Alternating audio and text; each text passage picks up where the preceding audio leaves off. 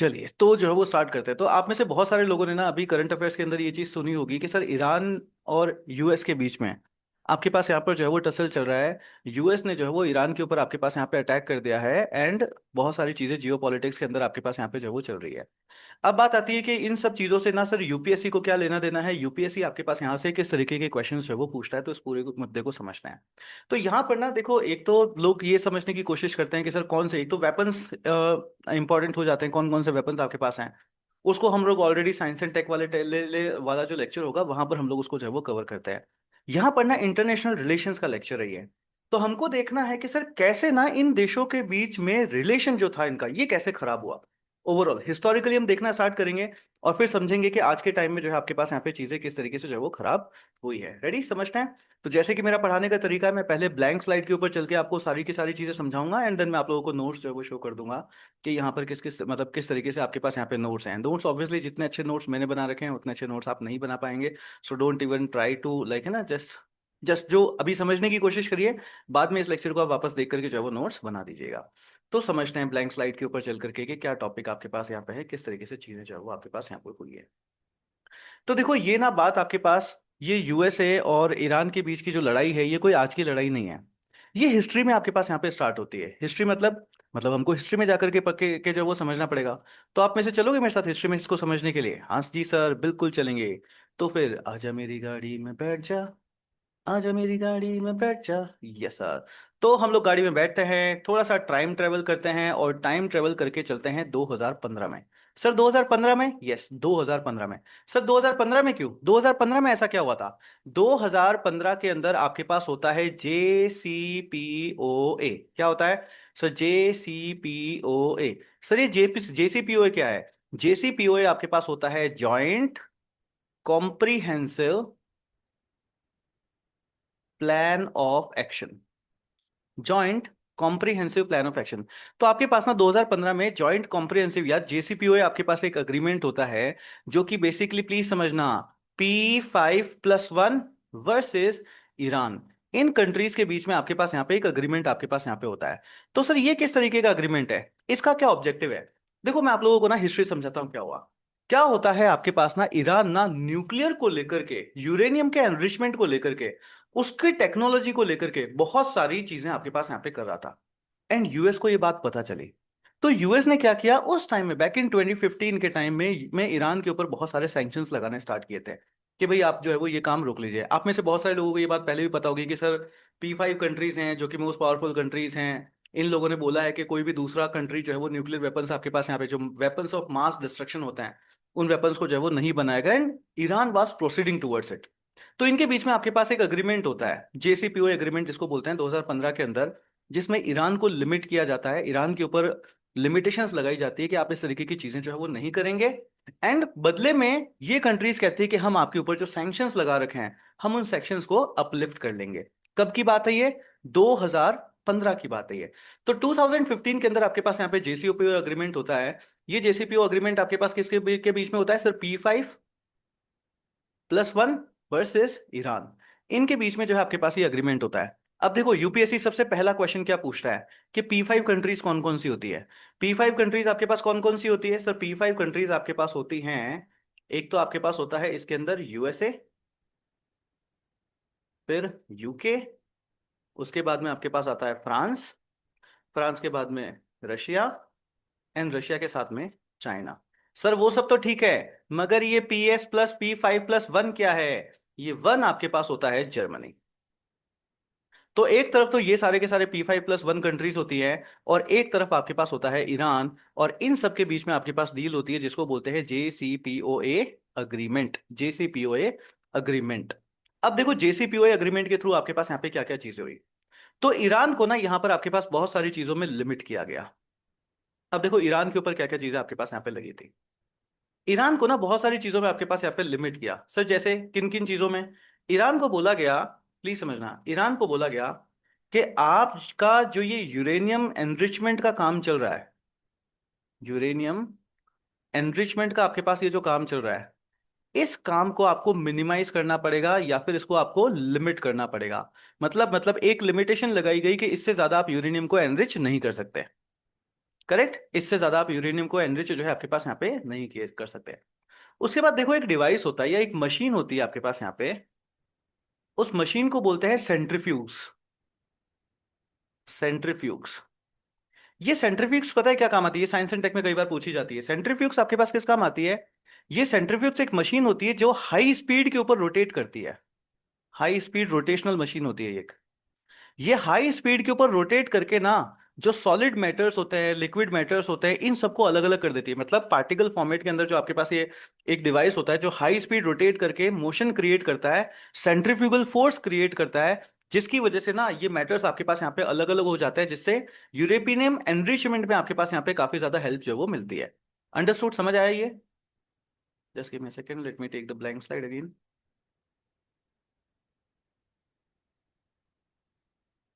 हम्म। तो ये चीज समझ आई कि यहाँ पर आपके पास क्या चीज होगी? करेक्ट, कि सर यूरेनियम एनरिचमेंट के अंदर आपके पास ये मशीन हेल्प करती है। जेसीपीओ अग्रीमेंट के थ्रू ईरान के ऊपर ये सैंक्शन लगाया, ये लिमिटेशन लगाई गई कि आप ऐसी न्यू मशीन्स अक्वायर नहीं कर सकते। मतलब ये टेक्नोलॉजी जो उनके पास में थी, इस टेक्नोलॉजी को आप अपग्रेड नहीं कर सकते। क्यों? क्योंकि ये यूरेनियम एनरिचमेंट के अंदर आपके पास यहाँ पे जो है वो हेल्प करती थी। दूसरी चीज बोला गया कि हम आप बार बार आपके यहाँ पे जो एटॉमिक कार, जो न्यूक्लियर को लेकर के जो यहाँ पर आपके पास काम चल रहा है, हम उसको क्या करेंगे? हम इंस्पेक्ट करेंगे। So Iran has to allow international inspection. International inspection, कि भाई आपको इंटरनेशनल इंस्पेक्शन अलाउ करना पड़ेगा। अब सर ईरान को ये बातें माननी पड़ेगी क्या? अरे भाई मरता नहीं तो क्या करता? माननी पड़ी। यस, मरता नहीं तो क्या करता, ईरान को ये बातें माननी पड़ी। ईरान को ये बातें माननी पड़ी। अब इसके एवज में फिर ईरान को क्या फायदा हुआ सर? जो यूएस ने और बाकी इन P5 कंट्रीज ने ने ईरान के ऊपर जो इकोनॉमिक सैंक्शंस लगा रखे थे, इन्होंने बोला कि हम वो सैंक्शंस आपके पास से यहाँ पे हटा लेंगे। समझ आया? बैक इन 2015 में क्या चीज हुई, समझ आया? देखो क्या चीज चल रही है, प्लीज समझना।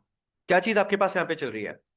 ईरान न्यूक्लियर को लेकर के काम कर रहा था, यूएसए को अच्छा नहीं लगा, बाकी पावरफुल जो P5 कंट्रीज है उनको अच्छा नहीं लगा, तो उन्होंने क्या किया? ईरान के ऊपर सैंक्शंस लगाए। कब? 2015 से पहले की बात है। जब वहां पर सैंक्शंस लगाए तो ईरान की इकोनॉमी टूटने लगी। तो ईरान ने बोला आओ बैठ के बात करते हैं। P5 कंट्रीज आई, +1 जर्मनी भी आपके पास यहाँ पे आया, एंड इन्होंने आपके पास आकर के एक अग्रीमेंट किया जिसको क्या बोलते हैं? JCPOA agreement. बहुत बार यूपीएससी ने क्वेश्चन पूछ रखा है। करेक्ट, JCPOA अग्रीमेंट के थ्रू क्या बात करी गई? ईरान को लिमिट किया गया। क्या क्या लिमिट? यूरेनियम एनरिचमेंट ज्यादा नहीं कर सकते, लिमिट कर दिया गया। दूसरी चीज क्या की? कि जो सेंट्रीफ्यूग्स आप यूज करते हो वो अपग्रेड नहीं कर सकते, नई मशीन्स नहीं ला सकते।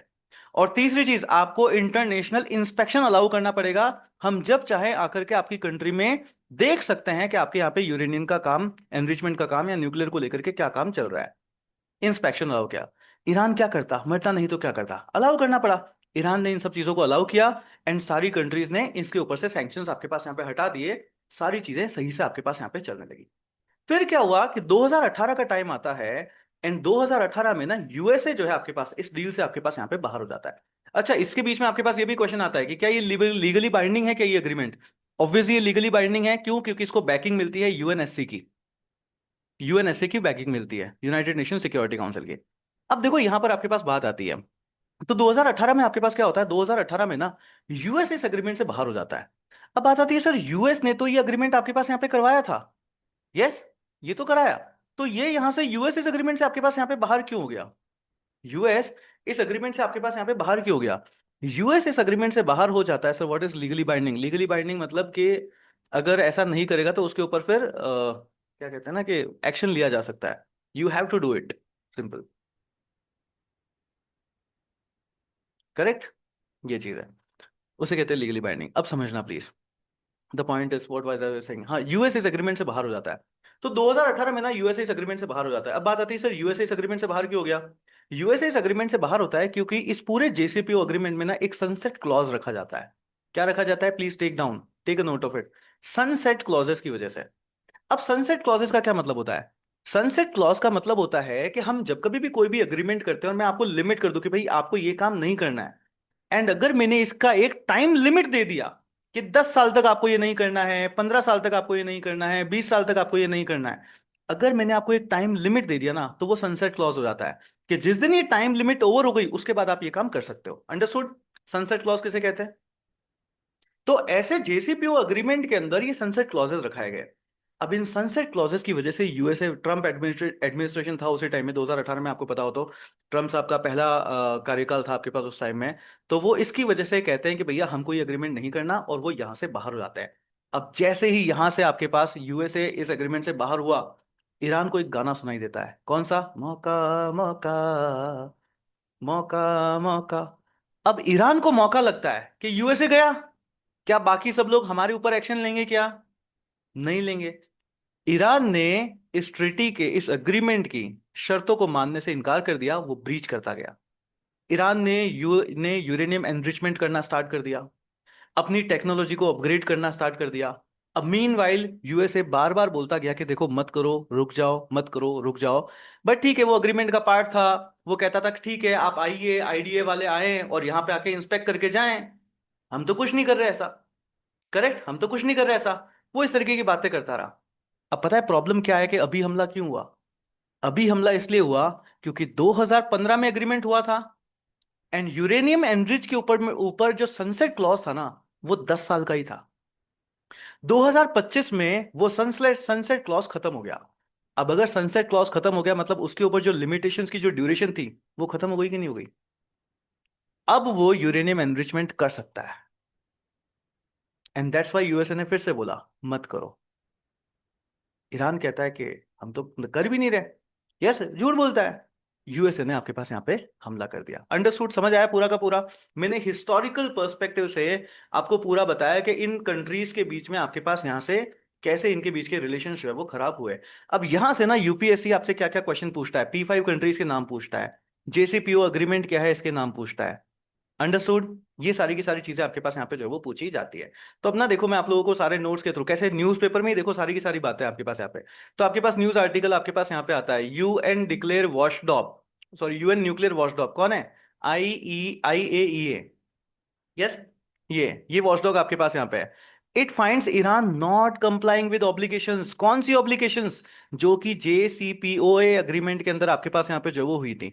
देखो क्या किया गया इसी आर्टिकल के अंदर आपके पास लिखा गया है, a key issue cited in Iran failure to provide the IEA with credible explanations of how uranium traces detected at undeclared site in the Iran came to be there, despite the agency having investigated the issue for years। कि हमने इतनी बार investigate किया, मगर ऐसी places के ऊपर जहां पर यूरेनियम नहीं पाया जाना था, वहां पर यूरेनियम मिला कैसे? इसका मतलब आप जो है उस ट्रिटी का, उस अग्रीमेंट की पॉलिसीज को फॉलो नहीं कर रहे हैं। अंडरस्टूड? इसका मतलब आप उसको फॉलो नहीं कर रहे हैं। ये चीज आपके पास यहाँ पर जो है पाई गई। तो ये JCPO एग्रीमेंट आपके पास यहाँ पर होता है। उसके पास व्हाट इज JCPA, हम लोगों ने इसको पढ़ा, joint comprehensive plan of action is a nuclear deal sign in 2015 between Iran and world powers. ये वर्ल्ड पावर्स कौन सी होती है? P5+1। P5 कौन कौन सी है आपके पास? US, UK, France, Russia and China. और +1 कौन है? प्लीज ध्यान रखना, it's Germany. And what was the objective of it? क्यों करना है? ताकि Iran nuclear weapons, weapons of mass destruction develop ना कर पाए। इसके लिए जो है आपके पास ये चीज जो है वो होती है। सो P5 कंट्रीज हो गई, यूनाइटेड नेशंस, US हो गया, UK हो गया आपके पास, फ्रांस, रशिया, चाइना, एंड +1 कौन सी हो गई कंट्री? जर्मनी। और इसके अगेंस्ट में कौन है आपके पास यहाँ पे? ईरान। इनके बीच में ये अग्रीमेंट आपके पास यहाँ पे होता है। ईरान को क्या क्या लिमिटेशंस लगाई गई? It limit the uranium enrichment level को रिड्यूस किया गया, reduce the number of centrifuges, allow international inspection. कौन करेगा? IAEA, international atomic energy agency. और इसके रिटर्न में आपके पास इन कंट्रीज ने क्या बोला? इन्होंने बोला कि हम आपके ऊपर जो इकोनॉमिक सैंक्शंस लग रखे हैं, इनको क्या कर देंगे? थोड़ा सा तो लिफ्ट करा दे। तो लिफ्ट करा दिया इनको। यस, इनको जो है आपके पास यहाँ पे लिफ्ट करा दिया जाता है। फिर आपके पास क्वेश्चन आता है, क्या क्या ये लीगली बाइंडिंग है? आंसर इज यस, ये लीगली बाइंडिंग है। और एनफोर्स कौन कर रहा है इसको? एनफोर्स कौन कर रहा है? United nation security council. United nation security council. तो इनका रेजोल्यूशन होता है 2231। अब क्या ये रेजोल्यूशन याद रखना है क्या? नहीं सर, यूपीएससी कभी रेजोल्यूशन का नंबर नहीं पूछता। बट आपसे ये जरूर पूछता है कि ये आपके पास यहाँ पे लीगली बाइंडिंग है कि नहीं है, और अगर है तो कौन इसको बैकिंग जो है वो कर रहा है? UNSC जो है आपके पास इसकी बैकिंग कर रहा है। तो ये देखा एक्सप्लेन, आपके पास यहाँ पे न्यूज आती है, 2015 nuclear agreement with Iran and Trump's withdrawal. ये कब हुआ था? 2018 में। ये आपके पास यहाँ पे विड्रॉल हो जाता है। तो 2018 में विड्रॉल हुआ, ये देखो इसका, उसके बाद में इसके पास आपके पास यहाँ पे एग्रीमेंट, इसका इम्पैक्ट जो है वो आता है। So under president Barack Obama the US along with 5 nations joint, इन्होंने ज्वाइन किया था, बट बाद में जब ट्रम्प साहब आते हैं 2017 में, 2018 में फिर ये निकल जाते हैं यहाँ से, इस एग्रीमेंट से जो है वो निकल जाते हैं। So in 2018, Donald Trump administration withdrew the United States from the JCPOA.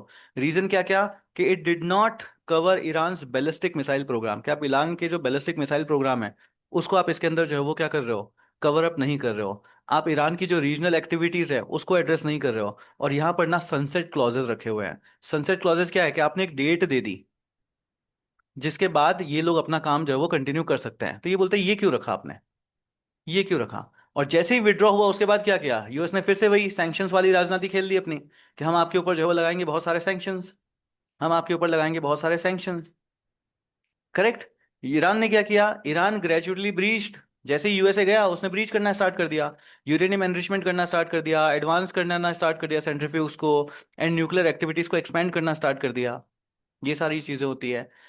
तो सर आज ही हमला क्यों किया, पहले ही कर लेता। आज इसलिए किया क्योंकि इनके जो सनसेट क्लॉजेस थे वो 2025 में खत्म हो रहे हैं। अंडरस्टूड, सबको समझ आया ईरान और यूएसए का पीछे हिस्टोरिकली आपके पास यहाँ पे क्या क्या चीजें हैं, क्यों ये सारी चीजें हुई है, एंड यहां से यूपीएससी क्या क्या क्वेश्चंस पूछता है। Understood, clear. Yes, raise your hand if you, if this is clear to you. Correct, समझ आया। यहाँ उपदेश गुड वन। सैमसंग को भी समझ आया। अरे सैमसंग कैसा नाम हुआ, सही नाम रखो अपना।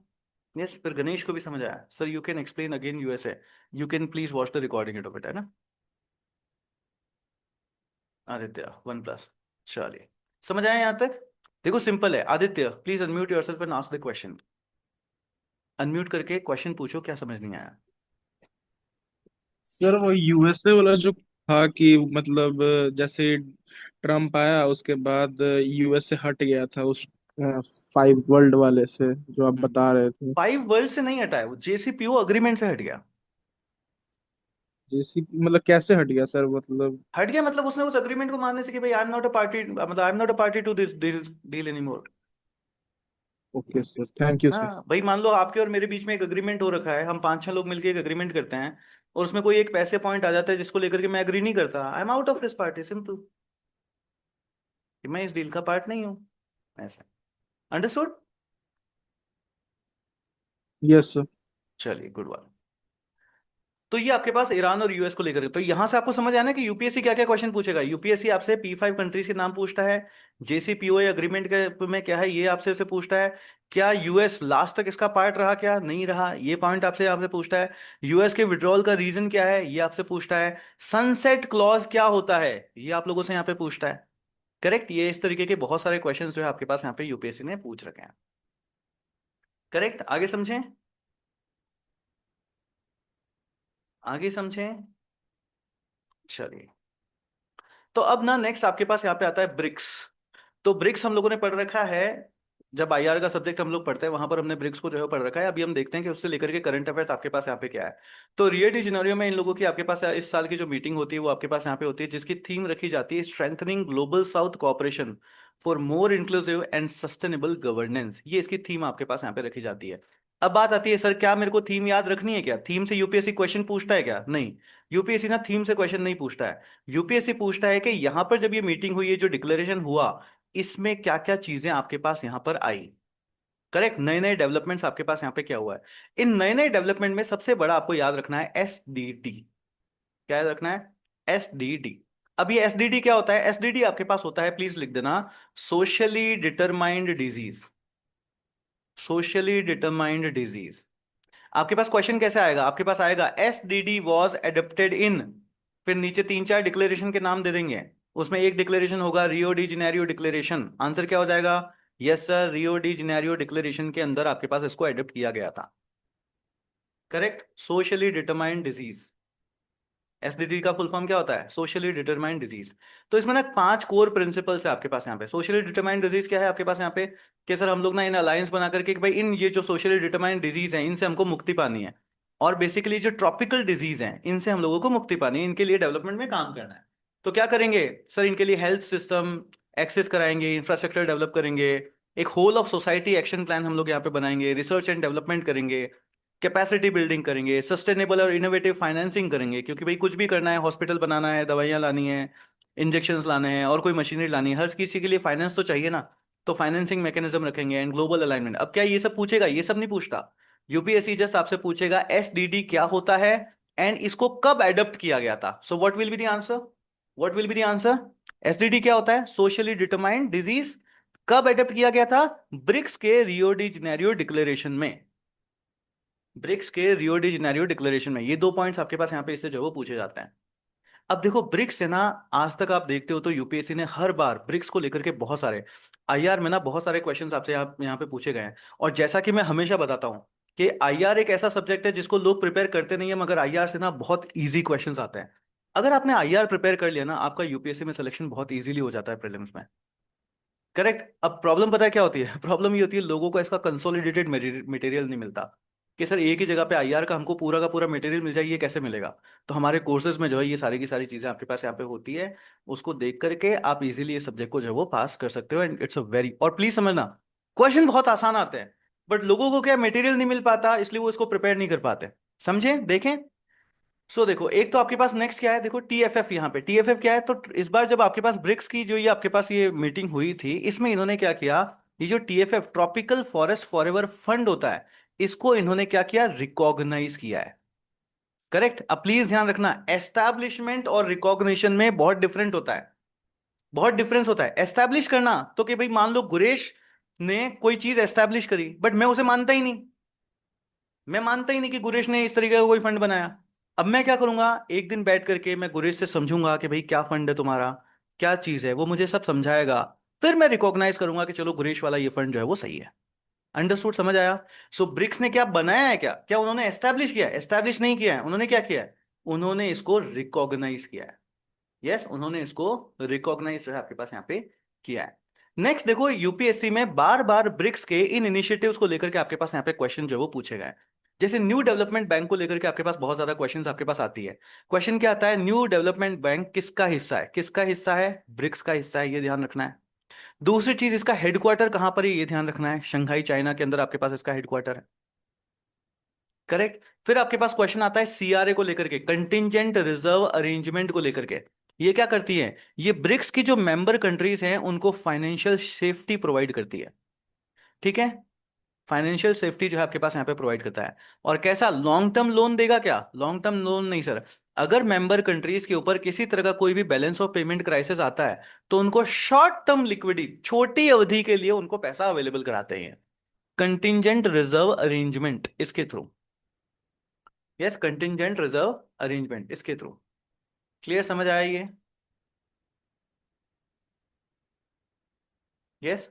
तो दो चीजें याद रखनी है, न्यू डेवलपमेंट बैंक को याद रखना है आपको।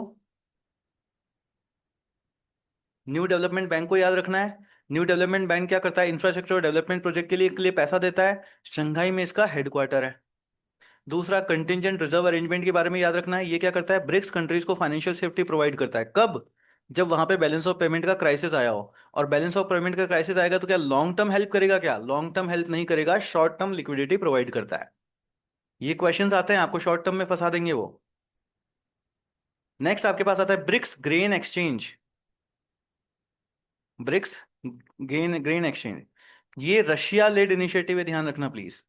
और एग्रीकल्चरल प्रोडक्ट्स के लिए आपके पास यहाँ पे कि भाई एक ट्रेडिंग सिस्टम हम लोग बनाएंगे जो कि एग्रीकल्चरल प्रोडक्ट्स के लिए हेल्प करेगा, उसके लिए एक नया मार्केट डेवलप करके देगा। अब देखो, मैं आपको एक बात बताता हूं, इस बार यूपीएससी कहां से क्वेश्चन पूछ सकता है? This is something new and very attractive. BRICS pay BCBPI blockchain based, सबसे पहला blockchain based cross border payment system है एक, जो कि ब्रिक्स के जो मेंबर नेशंस हैं उनके बीच में आपके पास यहाँ पे चल सकता है। और दूसरा प्लीज ध्यान रखना, वर्ल्ड ऑर्डर में ना ओवरऑल अगर हम लोग देखें ना, ग्लोबली आपके पास एक मैकेनिज्म चलता है ऐसा ही, जो कि blockchain based cross border payment system होता है, जिसको बोलते हैं स्विफ्ट। हम लोग इसको इकोनॉमी के कोर्स के अंदर पढ़ चुके हैं स्विफ्ट को। इस स्विफ्ट का ऑल्टरनेटिव ब्रिक्स के अंदर, ब्रिक्स की मेंबर कंट्रीज के अंदर जो स्विफ्ट का ऑल्टरनेटिव है, वो कौन होगा? ब्रिक्स पे। वो आपके पास होता है ब्रिक्स पे। कितने लोगों को ये बात समझ आई कि sir BRICS pay will be an alternative mechanism just as swift? Swift global global order के ऊपर जो स्विफ्ट मैकेनिज्म है, उसी का ऑल्टरनेटिव मैकेनिज्म आपके पास यहाँ पे कौन आएगा? ब्रिक्स पे आएगा। एंड समझना, स्विफ्ट को लेकर के यूपीएससी ने आज तक बहुत बार क्वेश्चंस पूछे हैं प्रीलिम्स में। तो ये जो नया उसका ऑल्टरनेटिव मैकेनिज्म आ रहा है उसको लेकर के क्वेश्चन पूछेगा कि नहीं पूछेगा? पूछेगा। यस, उसको लेकर के क्वेश्चन पूछेगा कि नहीं पूछेगा? बिल्कुल पूछेगा। Correct. And I tell you, UPSC हमेशा, अगर आप सही तरीके से पढ़ो तो आसान सवाल, आईआर के क्वेश्चंस आसान होते हैं। जैसे 2016 के अंदर देखो आपके पास यहाँ पे न्यू डेवलपमेंट बैंक को लेकर के आपके पास क्वेश्चन था। अब देखो यूपीएससी में हमको क्वेश्चंस को कैसे अडेप्ट करना होता है एंड ज्वाइन करना होता है। क्या दे रखा है question? With reference to the new development bank consider the following statements. अब देखो मैं ना हमेशा यहाँ पर यूपीएससी में प्रीलिम्स के क्वेश्चंस को हमको कैसे अप्रोच करना चाहिए, मैं उसको हमेशा समझाता हूं। प्लीज समझना, there are certain rules to approach any question. Rule क्या है? जब तक मैं किसी भी क्वेश्चन में 50-50% तक नहीं पहुंच जाता, तब तक मेरे को उस क्वेश्चन को अटेम्प्ट नहीं करना है। कि जो चार ऑप्शन है मैं उसमें 50-50 कर दूं, उसके बाद ही मेरे को जो है वहां पे पहुंचना है। अब देखते हैं हम इस क्वेश्चन में 50-50 तक जा पाते हैं नहीं जा पाते हैं, समझो। समझते हैं। पहला स्टेटमेंट क्या चीज है, हमको न्यू डेवलपमेंट बैंक के बारे में हमको स्टेटमेंट देखने। पहला, it was established by the member countries of the BRICS. Obviously BRICS का है, तो ये सही है कि नहीं सही है? बिल्कुल सर, वन सही है। अब देखो प्लीज, क्वेश्चन कैसे अटेम्प्ट करना होता है ताकि आपसे जो यूपीएससी में नेगेटिव मार्किंग होती है, गलतियां होती है, या अगर मान लो मेरे को कोई क्वेश्चन नहीं आता तो मैं उसमें कैसे स्मार्ट गेस करके मैं उस क्वेश्चन को सही करूं, वो करना है, समझना। वैसे आप इस क्वेश्चन का डायरेक्ट आंसर भी दे सकते हो, अभी जो हमने पिछली स्लाइड में आंसर देखा, बट मैं आपको अप्रोच समझा रहा हूं। आपके पास ए बी सी और डी चार ऑप्शन है, मेरे को कैसे स्मार्टली प्ले करना है समझना। पहला स्टेटमेंट सही है कि नहीं है? सही है। पहला स्टेटमेंट सही, मतलब ए आंसर हो सकता है, सी भी आंसर हो सकता है। क्या बी आंसर हो सकता है क्या, टू ओनली? ये तो नहीं हो सकता। क्या नीदर वन और टू आंसर हो सकता है क्या? नहीं, ये भी नहीं हो सकता। यानी अब मैं 50-50 तक आ गया ना आपके पास, कि या तो ए आंसर है या सी आंसर है। अब इन दोनों को चेक करने के लिए मुझे कहां जाना पड़ेगा? मेरे को चेक करना पड़ेगा second statement, the headquarter of bank is Shanghai. अरे बिल्कुल सही है, संघाई। सो वन एंड टू दो आर करेक्ट, सी ऑप्शन आपके पास यहाँ पे करेक्ट हो जाता है। अंडरस्टूड। हमेशा यूपीएससी में क्वेश्चंस देखो, ये तो आसान क्वेश्चन था, अभी अभी मैंने लास्ट स्लाइड में ही आपको पढ़ाया है, आपको याद रह गया। बट जब कॉम्प्लिकेटेड क्वेश्चन आता है ना, तब आपको इसी अप्रोच के साथ चलना है ताकि आपके यूपीएससी में क्वेश्चंस करेक्ट हो। अंडरस्टूड। यस, नेगेटिव मार्किंग जो होती है वो आपकी यहां से कम हो जाती है। एक और क्वेश्चन देखते हैं। आपके पास यहाँ पे क्वेश्चन आता है, which of the following are associated with BRICS. कौन कौन है? से one only, one and two, one two three और टू वन थ्री, अभी अभी हम लोगों ने पढ़ा है। Yes, what is the answer? What is the answer?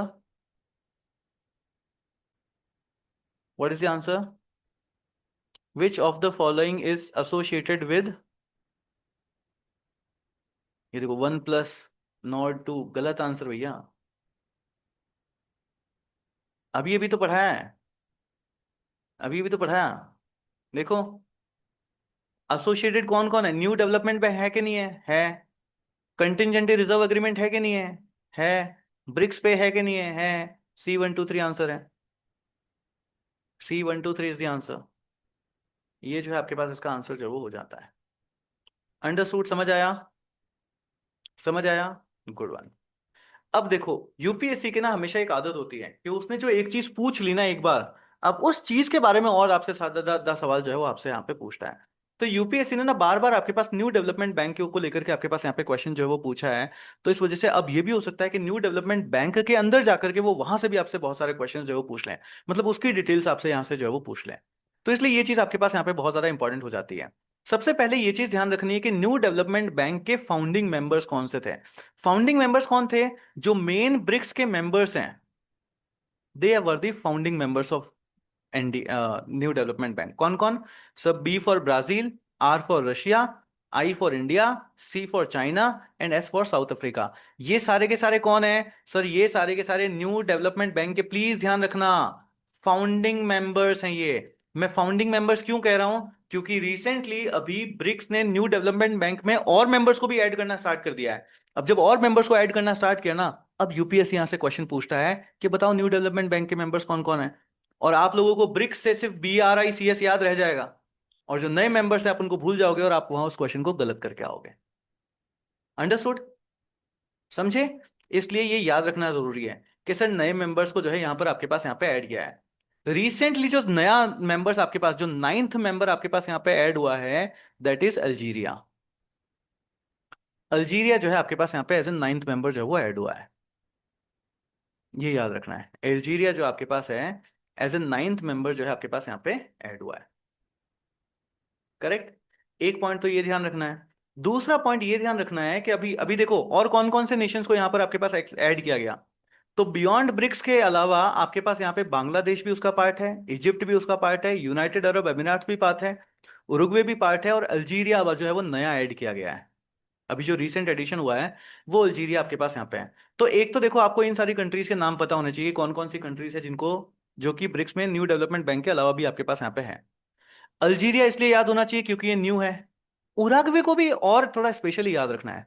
Specially याद इसलिए रखना है क्योंकि अभी तक ना ये फुल्ली इसका मेंबर नहीं बना। अभी तक भी प्लीज ध्यान रखना, इसके लिए ये टर्म यूज होती है, ये एक प्रोस्पेक्टिव मेंबर है। उरुग्वे जो आपके पास है वो अभी भी कैसा है, एक प्रोस्पेक्टिव मेंबर है। प्रोस्पेक्टिव मेंबर कैसा है का क्या मतलब होता है? प्रोस्पेक्टिव मेंबर का मतलब है कि अभी तक पूरी तरीके से ऑफिशियली नहीं बना है। क्यों? क्योंकि इन्होंने अपना इंस्ट्रूमेंट ऑफ एसेशन ये अभी तक यहां पर डिपॉजिट नहीं किया है। करेक्ट, ये यहां पर आपके पास यहां पे डिपॉजिट नहीं किया है। तो जब ये अपना इंस्ट्रूमेंट ऑफ एसेशन डिपॉजिट कर देंगे तो ये प्रोस्पेक्टिव मेंबर की जगह वापस आपके पास पूरे के पूरे फुल टाइम मेंबर जो है वो बन जाएंगे। अंडरस्टूड। क्वेश्चन आता है आपके पास यहाँ पे, उरुग्वे फुल टाइम मेंबर है या क्या है? No, it's a prospective member. Why prospective member? क्योंकि इन्होंने अभी तक अपना इंस्ट्रूमेंट ऑफ एक्सेशन नहीं डिपॉजिट किया है। एंड लेटेस्ट मेंबर कौन सा है? अल्जीरिया आपके पास यहाँ पे लेटेस्ट मेंबर है। ये क्वेश्चन आता है। अब आप पूछोगे सर किसने बोला कि यूके आपके पास ब्रिक्स जो है, सॉरी न्यू डेवलपमेंट बैंक जो है वो अपने अंदर कैसे मेंबर्स को ऐड करता है? तो ये देखो न्यू डेवलपमेंट बैंक के वहीं से मैं लेकर के आया हूँ आर्टिकल, पूरा का पूरा उन्होंने लिख रखा है। New development bank membership expansion is a line with the bank's strategy to be positioned as the premier development bank institutions of the emerging economies. आपके पास ना मेंस के अंदर ये क्वेश्चन आ सकता है कि ये ब्रिक्स का जो न्यू डेवलपमेंट बैंक है वो एक्सपैंड क्यों कर रहा है? Why it is expanding? क्यों एक्सपेंड कर रहा है? ताकि ग्लोबल लेवल के ऊपर वो अपनी पोजीशन बना सके, ज्यादा से ज्यादा नेशंस उससे एसोसिएटेड हो। करेक्ट, ज्यादा से ज्यादा नेशंस जो है आपके पास इससे एसोसिएटेड जो है वो हो। तो आपके पास क्या चीज बोली गई कि NDB's membership expansion is in line with the bank's strategy to be positioned as the premier development institutions और फॉर इमर्जिंग इकोनॉमीज। एनडीबी के board of governors authorise the bank to conduct formal negotiations with prospective members in late 2020। अभी allow किया ही है। After round of successful negotiations NDB approved the admission of किस किस का? UAE, United Arab Emirates, Uruguay and Bangladesh के ये इसके नए मेंबर्स जो है वो होंगे। बट प्लीज ध्यान रखना प्रोसीजर क्या है। Once admitted a country members to NDP become effective. Effective कब होता है? When it completes its domestic process and deposit the instrument of accession. अब ये जो इंस्ट्रूमेंट ऑफ एसेशन है ये उरुग्वे ने अभी तक नहीं दिया है, इसलिए उरुग्वे क्या है? अभी प्रोस्पेक्टिव मेंबर है। अंडरस्टूड। उरुग्वे अभी क्या है? उरुग्वे आपके पास अभी सिर्फ प्रोस्पेक्टिव मेंबर है। उरुग्वे अभी आपके पास सिर्फ और सिर्फ प्रोस्पेक्टिव मेंबर है। उरुग्वे आपके पास सिर्फ और सिर्फ प्रोस्पेक्टिव मेंबर है। अब इसी तरीके के और भी बहुत सारे ग्लोबली बैंक है जहां से यूपीएससी ने बार बार क्वेश्चंस पूछे हैं, जैसे जैसे कि एशियन डेवलपमेंट बैंक है, इसको आपको ध्यान रखना है। एशियन इंफ्रास्ट्रक्चर इन्वेस्टमेंट बैंक आपके पास है, और ऑब्वियसली अफ्रीकन डेवलपमेंट बैंक जो है वो आपके पास यहाँ पे है, जहां से आपसे यूपीएससी ने बार बार क्वेश्चंस पूछे हैं। एंड ऑब्वियसली आपसे ना यूपीएससी की मेंबरशिप का आपके पास यहाँ पे क्वेश्चन आता है कि इंडिया इनमें से किस किस का मेंबर है? बताओ, अफ्रीका के अंदर जो बैंक है उसमें यूपी इंडिया बैंक मेंबर होकर क्या करेगा? तो प्लीज ध्यान रखना अफ्रीकन डेवलपमेंट बैंक का इंडिया पार्ट नहीं है, बट एशियन वाले जो हैं, एशियन डेवलपमेंट बैंक और एशियन इंफ्रास्ट्रक्चर डेवलपमेंट बैंक, इन दोनों का ही आपके पास इंडिया मेंबर है। करेक्ट। याद हो गया? याद हो गया? याद हो गया नहीं हो गया? देखो अभी तक हम लोगों ने क्या क्या पढ़ा, ईरान और यूएस को पूरा सही से समझा। जेसीपीओ देखो अभी अभी तक हम लोगों ने क्या क्या चीजें पढ़ी है, अगर मैं एक बार ब्लैंक स्लाइड के ऊपर चलूं और आपको अगर मैं सब कुछ समराइज करूं, तो अभी तक हम लोगों ने क्या क्या चीजें देखी है। हम लोगों ने सबसे पहले देखा ईरान वर्सेस यूएसए का इश्यू। ईरान वर्सेस यूएसए के इशू के अंदर हमने क्या क्या चीजें सीखी? JCPOA अग्रीमेंट सीखा, P5 कंट्रीज के बारे में सीखा, +1 कंट्रीज के बारे में सीखा, यूएस ने विड्रॉ क्यों किया, ये सारी चीजें हम लोगों ने देखी। करेक्ट। उसके बाद में हम लोगों ने क्या किया? उसके बाद हम लोग गए ब्रिक्स। यस। एंड ब्रिक्स के बारे में हमने क्या क्या चीजें देखी? SDD, SDD, socially determined disease के बारे में हम लोगों ने देखा। एंड उसके बाद ब्रिक्स से ही लेकर के क्या है, न्यू डेवलपमेंट बैंक के बारे में हम लोग सीख रहे हैं। न्यू डेवलपमेंट बैंक के बारे में हमने सबसे पहले क्या चीज देखी कि सर इसके फाउंडिंग मेंबर्स कौन कौन है? फाउंडिंग मेंबर्स हैं ब्रिक्स, कौन कौन? Brazil, Russia, India, China and south Africa. मगर अब इसमें न्यू मेंबर्स भी जो है वो ऐड हुए हैं। न्यू मेंबर्स आपके पास यहाँ पे कौन कौन ऐड हुए हैं? यूनाइटेड अरब अमीरात आपके पास है, इजिप्ट आपके पास है, अल्जीरिया आपके पास है, एंड उरुग्वे आपके पास है। इसमें से ध्यान क्या रखना है, अल्जीरिया जो है वो नाइन्थ न्यूएस्ट मेंबर है, और उरुग्वे जो है वो क्या है, वो एक प्रोस्पेक्टिव मेंबर है। ये प्रोस्पेक्टिव मेंबर क्यों है? क्योंकि इन्होंने अपना इंस्ट्रूमेंट ऑफ एक्सेशन अभी तक नहीं दिया। अंडरस्टूड? याद हो गया अभी की तक कि नहीं याद हुआ? याद हो गया।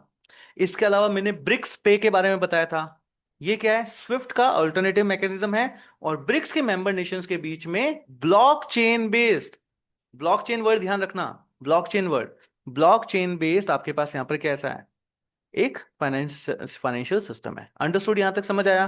भावना समझ आया, गगन समझ आया, शालू चौहान, उपदेश, सैमसंग, गुरेश, ये सारी चीजें समझ आई आपको? चलिए, गुड वन। आगे चलते हैं यहां से। तो ये सारे, और आपके पास यहाँ पे बैंक्स होते हैं ना, government not government sorry, inter governmental banks आपके पास यहाँ पे होते हैं। इनके हेडक्वार्टर्स ऑब्वियसली आपको याद रखने होते हैं, ध्यान रखना होता है इंडिया जो है वो किस किस का मेंबर है। तो इंडिया आपके पास एशियन डेवलपमेंट बैंक का मेंबर है, क्योंकि एशिया की बात है ये। एशियन इंफ्रास्ट्रक्चर इन्वेस्टमेंट बैंक का भी मेंबर है, क्यों? क्योंकि ये भी एशिया की बात है। अफ्रीका, सर यहाँ जाके हम क्या करेंगे, इसलिए इसका मेंबर नहीं है। यस, इसलिए इसका मेंबर नहीं है। नेक्स्ट देखिए, आपके पास यहाँ पे न्यूज आती है बिम्स्टेक समिट को लेकर के। तो अप्रैल 2025 के अंदर आपके पास ये समिट होता है ना, मतलब उस टाइम के आसपास की न्यूज है। BIMSTEC summit, prime minister Modi announces several India lead initiative towards capacity building. अब प्लीज ध्यान रखना, घर में बहुत सारे छोटे छोटे भाई होते हैं और एक बहुत बड़ा भाई होता है। बिम्स्टेक को भी अगर आप देखते हो ना, तो बिम्स्टेक में इंडिया क्या है, एक बहुत बड़ा भाई है, और बाकी सब क्या है, छोटे छोटे भाई हैं। तो ऑब्वियसली पूरा का पूरा बिम्स्टेक किसके ऊपर डिपेंडेंट है? इंडिया के ऊपर बहुत ज्यादा डिपेंडेंट है। तो अब अगर बिम्स्टेक में इंडिया अगर बहुत सारे इनिशिएटिव्स ले रहा है, तो वो यूपीएससी के लिए इंपॉर्टेंट है कि नहीं है? ऑब्वियसली हमारे लिए यूपीएससी के लिए बहुत ज्यादा इंपॉर्टेंट जो है वो हो जाता है। तो इन सबको जो है हम लोगों को देखना है। अब सबसे पहले तो देखो, आपके पास यहाँ पे जो बेसिक क्वेश्चन आता है वो ध्यान रखना है कि बिम्स्टेक के मेंबर नेशंस कौन कौन से हैं। तो ये जो हमारा इंडिया के इधर वाला पार्ट है ना, ये पूरा, ये बिम्स्टेक का पार्ट होता है। ये सारे, अच्छा, बिम्स्टेक को और डिटेल में हमने हमारे आईआर के कोर्स के अंदर ऑलरेडी पढ़ रखा है ना। ये कैसे बना, इसको लेकर के क्या क्या कंट्रोवर्सीज थी पहले, इससे पहले क्या क्या इंस्टीट्यूशंस थे, बाद में क्या क्या चीजें हुई। तो आप उस कोर्स को आराम से देख करके वहां से जो ये सारी की सारी चीजें लर्निंग जो है वो ले सकते हैं। यहाँ पे हम लोग इसको थोड़ा सा समराइज करेंगे, और समराइज करने के बाद में देखेंगे करंट अफेयर से रिलेटेड इसमें क्या क्या चीजें हैं। तो मेंबर नेशंस कौन कौन से हो गए आपके पास? नेपाल है, भूटान है, Bangladesh, India, Thailand, Myanmar, Sri Lanka, ये सारे मेंबर स्टेट्स होते हैं। एंड ध्यान रखना है, इसको बनाया कब गया था? 1997 में बैंकॉक डिक्लेरेशन के थ्रू जो है आपके पास यहाँ पे इसको बनाया जाता है। बैंकॉक डिक्लेरेशन के थ्रू जो है आपके पास यहाँ पे बनाया जाता है। अब देखो, इस साल करंट अफेयर्स में आपके पास यहाँ पे क्या क्या चीजें हैं कि सर जब ये मीटिंग हुई तब इंडिया लेड इनिशिएटिव्स की जो बात चल रही है, ये इंडिया लेड इनिशिएटिव्स आपके पास यहाँ पे कौन कौन से जो है वो हुए हैं। प्लीज ध्यान रखना, मैं ब्लैंक स्क्रीन के ऊपर चल के आपको याद दिला रहा हूँ। सबसे पहला आपके पास है कि सर हमने ना एक COE बनाने की बात करी है। क्या होता है सीओई? सीओई होता है सेंटर ऑफ एक्सीलेंस। हमने एक सेंटर ऑफ एक्सीलेंस बनाने की बात करी है। अब ये सेंटर ऑफ एक्सीलेंस कहां पे बनेगा? ये इंडिया में बनेगा। ये इंडिया में बनेगा, क्यों? क्योंकि बड़े भैया है ना, सबका ध्यान रखेंगे। आओ यहाँ पे हम सिखाएंगे। ये सेंटर ऑफ एक्सीलेंस में एक तो इस पूरे रीजन में कहीं पे भी डिजास्टर कोई भी होती है, तो उसके डिजास्टर मैनेजमेंट से रिलेटेड जो भी काम होगा वो हम देखेंगे। इसको लेकर के स्किल प्रोवाइड करेंगे। यस।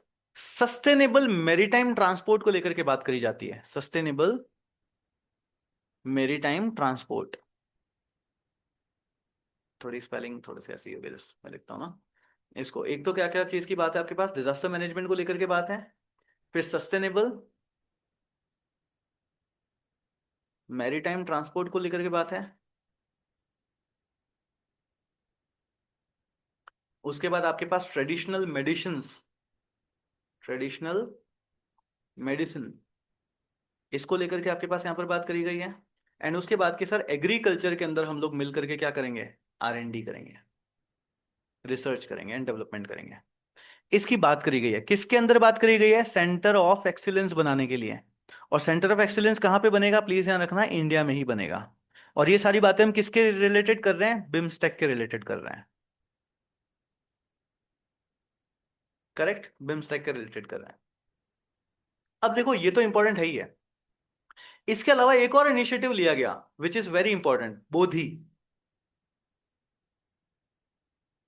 आपके पास प्रीलिम्स में क्वेश्चन आ सकता है, what is BODHI, what is BODHI. BODHI का फुल फॉर्म प्लीज ध्यान रखना, it is BIMSTEC for, O for देखना, organised development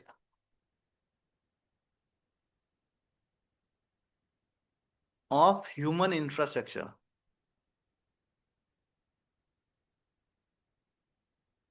of human infrastructure. BODHI का क्या मतलब हुआ, BIMSTEC for organised development of human infrastructure. Yes, BIMSTEC for organised development of human infrastructure. ये आपके पास एक इनिशिएटिव लिया गया। अब देखो ये क्या है, ये बेसिकली स्किल डेवलपमेंट का काम है, कि भाई हम लोग सारे बिम्स्टेक वाले मिलते हैं और अपने अपने लोगों को स्किल डेवलपमेंट जो है वो देंगे। अब ऑब्वियसली देगा देगा कौन, बड़े भैया, इंडिया कराएंगे।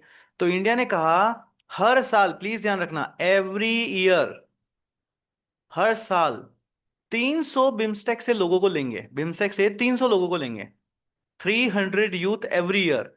इनको ट्रेनिंग, इनको स्किल प्रोवाइड कराई जाएगी।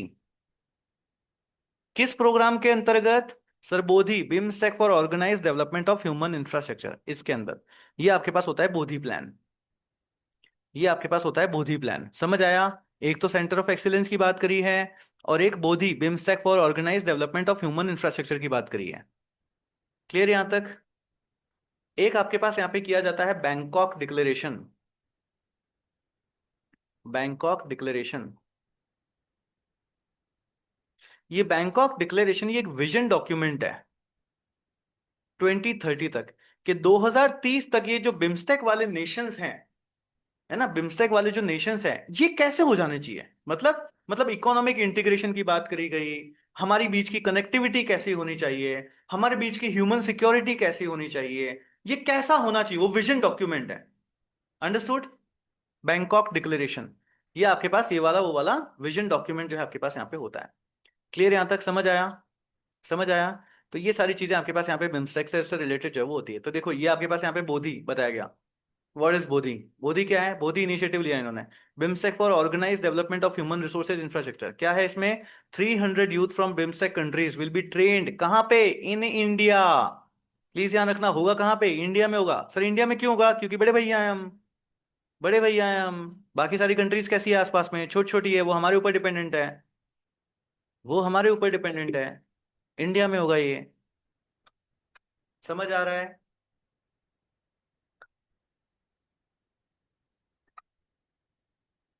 Good one, good one.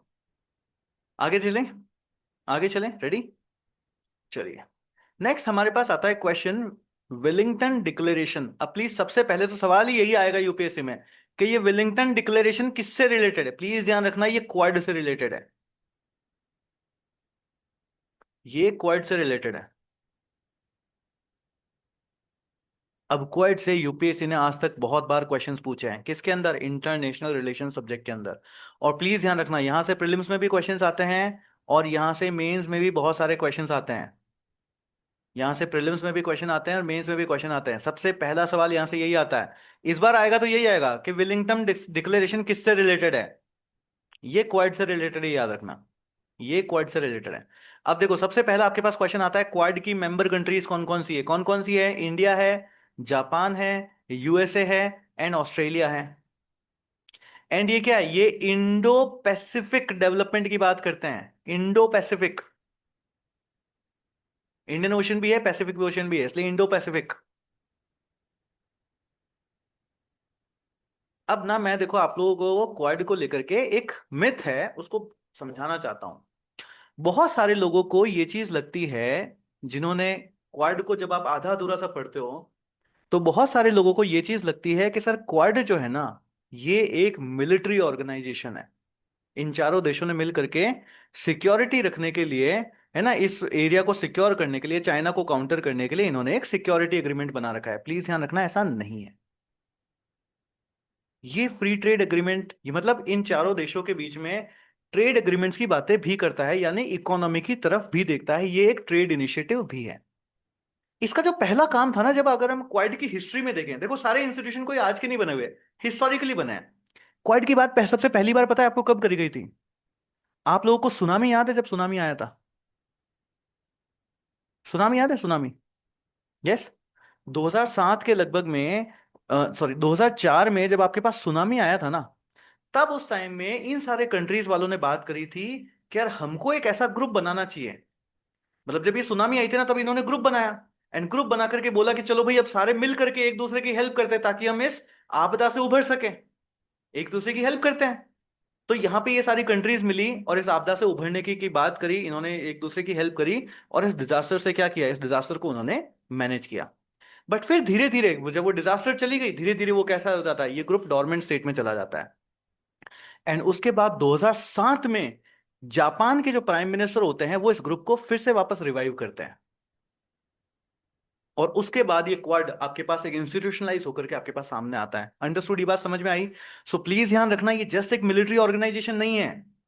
ये अब डेवलपमेंट की भी बात करता है, सिक्योरिटी तो है ही है, साथ के साथ डेवलपमेंट की भी बात करता है, ट्रेड इनिशिएटिव्स की भी बात करता है। क्लियर हुई ये बात? क्लियर हुई? क्योंकि यूपीएससी पूछता है, यूपीएससी ने ये क्वेश्चंस आपसे पूछता है। जैसे, तो क्वाड को लेकर के देखो, पहले तो ये इनिशिएटिव्स हैं कुछ, एक इनको देख लेते हैं कि सर कौन कौन से इनिशिएटिव्स हैं आपके पास। यहाँ पे क्वेश्चंस आते हैं, है ना, उसके बाद मैं आप लोगों को क्वेश्चंस बता दूंगा। क्वाड का सबसे पहले देखो, जो आपके पास इनिशिएटिव्स में क्वेश्चन में आ सकते हैं, सबसे पहला ध्यान रखना है quad cancer moonshot. Quad cancer moonshot, ये क्या करेगा सर? सर्विकल कैंसर प्रिवेंशन से रिलेटेड काम करता है। प्लीज ध्यान रखना, कौन सा वाला cancer? Cervical cancer. Cervical cancer prevention के लिए आपके पास यहाँ पे काम करता है। फिर आपके पास है डिजिटल हेल्थ इनिशिएटिव। उसके बाद मैत्री। मैत्री क्या है? Maritime initiative for training in the Indo Pacific. ये मैत्री को लेकर के बहुत बार क्वेश्चंस पूछ रखा है। Clear? And then quad at sea ship observer mission. अब ये तो सारे इंपॉर्टेंट नहीं है, यहां से यूपीएससी ने अगर आपसे क्वेश्चन पूछे हैं, तो यूपीएससी ने आपसे एक तो मैत्री को लेकर के आपके पास क्वेश्चन पूछे हैं, और कैंसर मूनशॉट को लेकर के क्वेश्चन आ सकता है, जिसमें ये ध्यान रखना है ये सर्वाइकल कैंसर से रिलेटेड है। बाकी तो सारे इनिशिएटिव्स हैं, आप ध्यान में जो है वो इनको रख सकते हैं। क्वेश्चनिंग आपके पास यहाँ से होती है, इन दो पॉइंट से। उसके बाद अगर मैं यहां पर देखूं, तो आपके पास आता है quad port for the future partnership. Obviously सारे लोग मिलकर अपने अपने पोर्ट्स बनाएंगे। अब ये भी इतना इंपॉर्टेंट नहीं है, इंपॉर्टेंट है ओपन रैन। ये क्या है?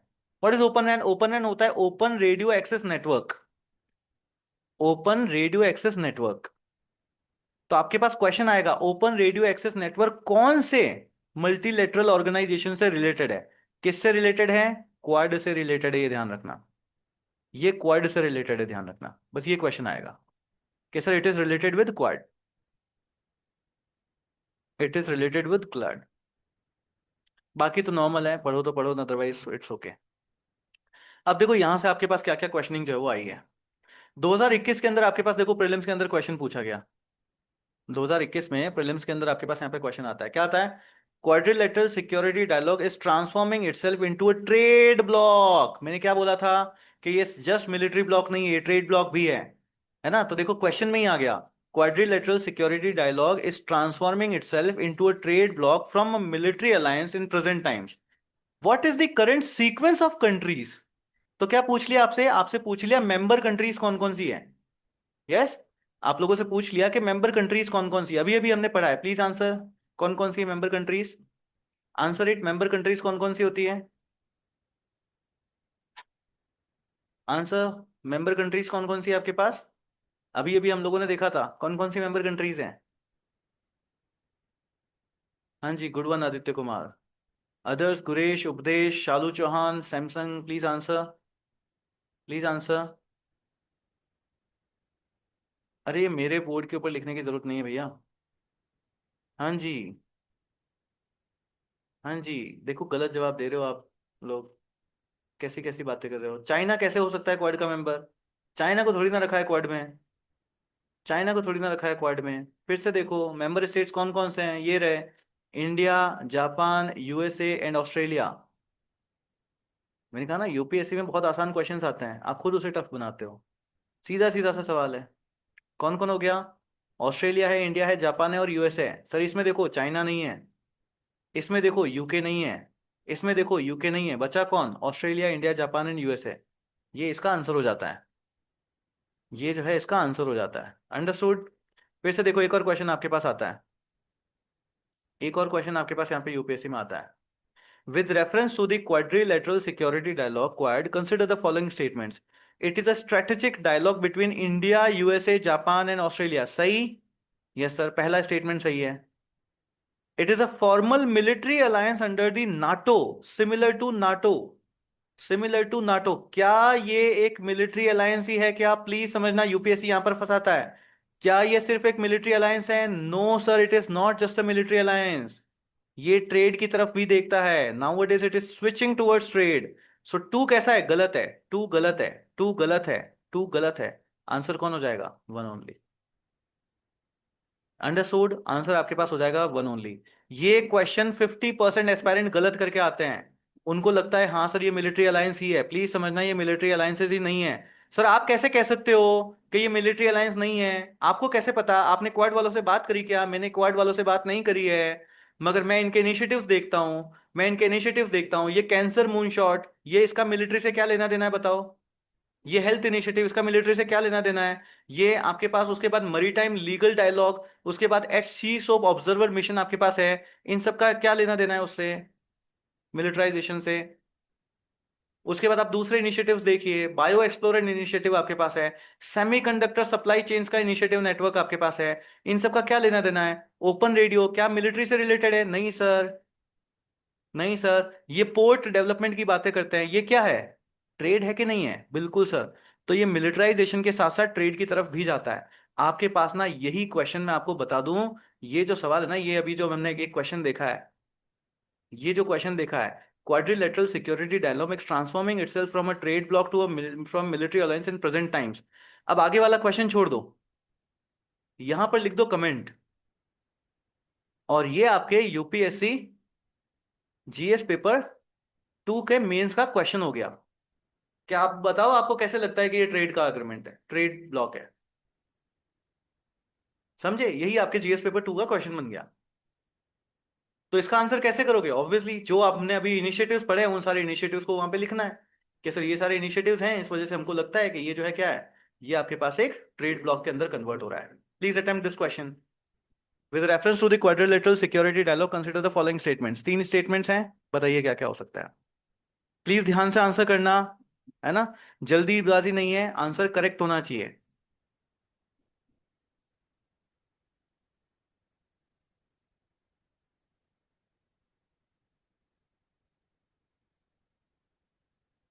आंसर करेक्ट होना चाहिए।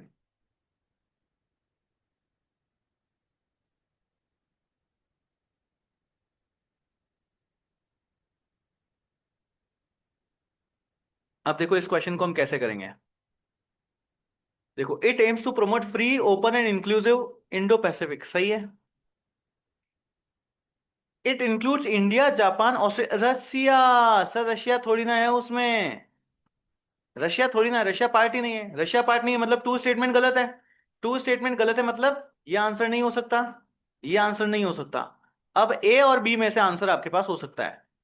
अब ए और बी में से मेरे को चेक करना है third statement, it was revived in 2017। सही है कि नहीं है? अभी अभी मैंने आप लोगों को कहानी बताई थी कि सर 2004 में आपके पास क्या था, सुनामी आई थी, फिर एक ग्रुप बनाया गया था डेवलपमेंट के लिए, हेल्प के लिए। उसके बाद वो डोरमेंट स्टेट में चला गया। उसके बाद जापान के प्राइम मिनिस्टर ने 2017 में इसको क्या किया, फिर से रिवाइव किया। तो 2017 के अंदर क्वाड को एस्टेब्लिश नहीं किया जाता, एस्टेब्लिश पहले से हो गया था, उसको रिवाइव किया जाता है। सो आंसर क्या हो जाएगा? आंसर आपके पास हो जाएगा ऑप्शन ए, 1 एंड 3। अंडरस्टूड? चलिए, गुड वन। तो ये आपके पास यहाँ पे होता है ना, ये देखो, the quad coordinator was initially formed in 2007 by Japanese prime minister to promote a free and open Indo Pacific, free and Indo trade के हेल्प में, वाइल रूटेड इन 2004, पहले 2004 में ऐसा सुनामी रिलीफ ग्रुप बनाया गया था, यहां से फिर इसको बनाया गया, मगर बाद में ये डोरमेंट स्टेट में चला जाता है, 2017 में इसको रिवाइटलाइज किया जाता है। करेक्ट, इसको वापस रिवाइटलाइज किया जाता है। अंडरस्टूड? चलिए, गुड वन। तो आज के लेक्चर को हम यहीं तक रखते हैं। Just let me and the recording.